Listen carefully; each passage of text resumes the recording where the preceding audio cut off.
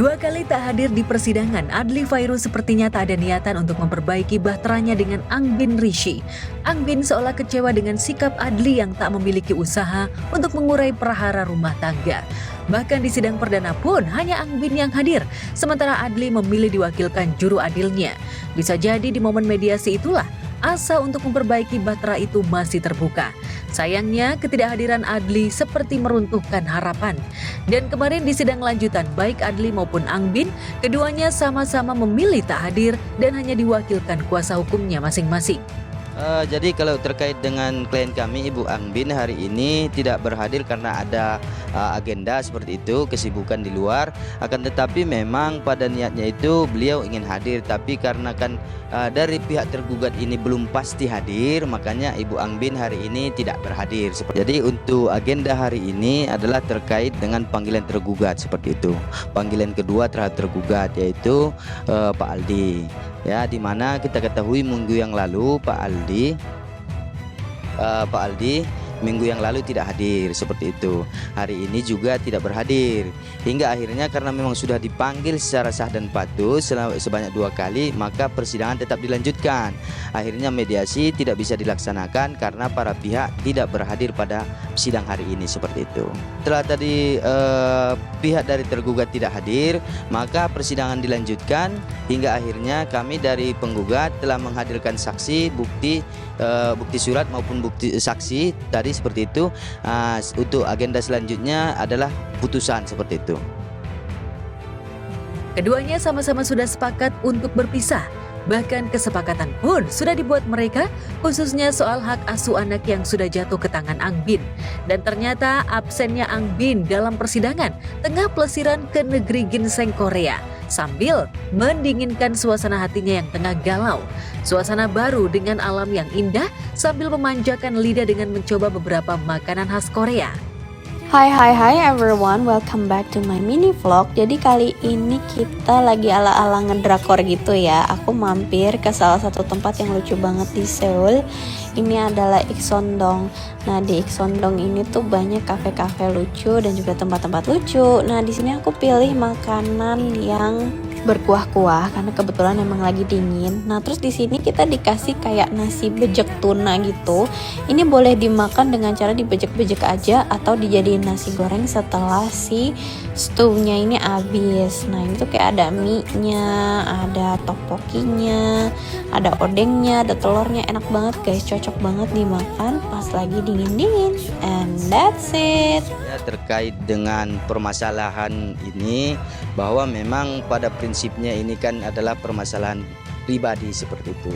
Jadi kami juga perlu harus menjaga privasi dari ibu seperti itu. Jadi mohon maaf terkait dengan permasalahan ini, secara intinya kami tidak bisa sampaikan pada kesempatan ini. Kalau berita-berita itu kita tidak tahulah pastinya seperti itu ya. Bukan hanya menikmati suasana dan makanan di Korea, Angbin juga ternyata mengabadikan momen ketika berada di rumah sakit bedah. Lantas benarkah Angbin ingin mengupgrade diri dengan menjalani operasi? Benarkah sejak isu orang ketiga itu mencuat, Angbin merasa tak percaya diri hingga permak tubuh menjadi pilihan terakhir?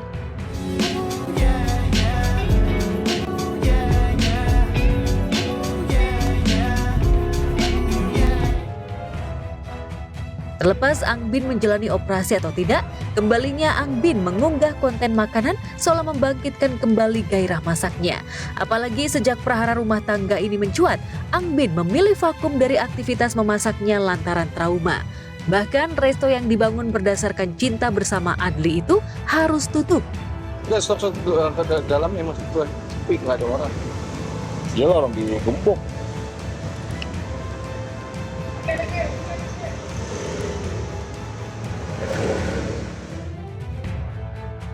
Tapi sayangnya sejak prahara rumah tangga ini mencuat, Adly bak hilang di telan bumi. Tapi di sosial medianya Adly tengah menikmati kebersamaan bersama buah hatinya di sebuah kebun binatang. Langkahmu meratapi kisah hidupmu, terlihat jelas bahwa hatimu anugerah terindah yang pernah ku miliki.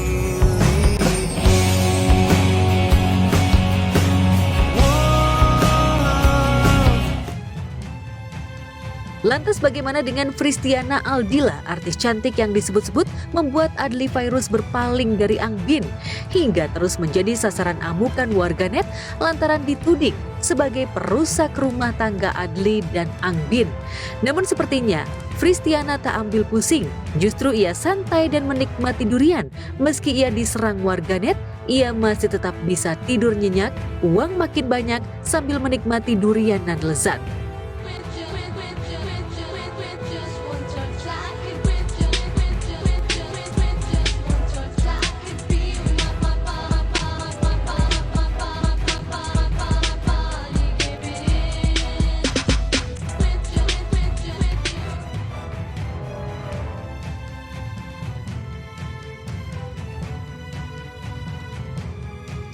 Hari ini genap sudah 1 bulan Cikita Medi resmi cerai dari Indra Aditya.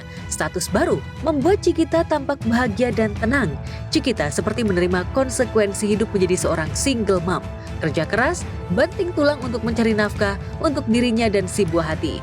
Maka ia pun menyebut dirinya sebagai sarjanda palu gada. Makin happy, makin subur gue.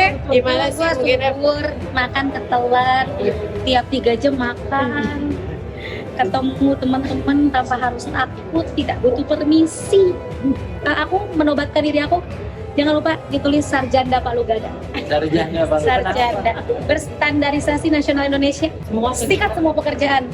Bukan berarti aku malu, tapi aku karena memang seorang pedagang sih, bisnisnya gitu. Jadi apa yang kemarin tertunda gara-gara ngurusin itu, kan sempat income juga bermasalah dong karena aku ngurusin itu bolak-balik PA, polisian. Jadi akhirnya sekarang ya didoain, ternyata ya ada project ini kebetulan berkaitan juga dengan produksi album single anak. Semua pekerjaan disikat olehnya, tak ada kata lelah demi bisa meraih cuan. Apalagi sang mantan suami hingga detik ini tak ada sedikit pun itikat baik, salah satunya menunaikan kewajiban memberi nafkah anak. Padahal Indra diputus majelis untuk memberi nafkah tiap bulan sebesar 2,5 juta rupiah. Jauh lebih rendah dari tuntutan Cikita 30 juta rupiah per bulan. Meski nominalnya cukup kecil, namun Indra tak bisa memenuhi kewajiban tersebut, meski gaya hidupnya cukup wah. Jadi aku juga waktu itu menuntut mut'ah ya. Mut'ah itu kan yang ya teman-teman tahu lah. Idah masa tunggu, berarti dari aku gugat ya kalau idah itu ya. Sampai dengan ketok palu. Hilang, gak ada di situ. Jadi pas waktu aku lihat putusan itu, cuma nafkah anak doang. Wow, terus mungkin energi aku udah habis ya Beb. Udah habis. Pertama aku cukup terkejut, ini anak pertama loh. Dihargai 2,5 juta. 2,5 juta, oke, kita bersyukur. Tapi kan kita ngelihat kayaknya dari pihak sana mampu, ya kan, 3 pengacara, kemana-mana juga masuk ke dalam kafe-kafe yang oke, ketemu kliennya juga klien-klien yang oke, dan aku sengaja untuk disconnect ya, untuk memblok semua. Yang jelas kini Cikita tengah menata hidupnya yang baru, sementara Indra tak ada wujudnya. Namun, pintu rumahnya selalu terbuka jika Indra ingin menemui buah cintanya. Ia tak pernah menghalangi Indra. Memang mau ketemu sama anak, tinggal datang ke rumah kami di Suvarna, ya kan, jelas. Dan semuanya juga lagi proses tunggakan KPR yang cukup besar. Karena away dulu lah, nanti kalau misalnya anaknya udah oke, datanglah dengan versi terbaik.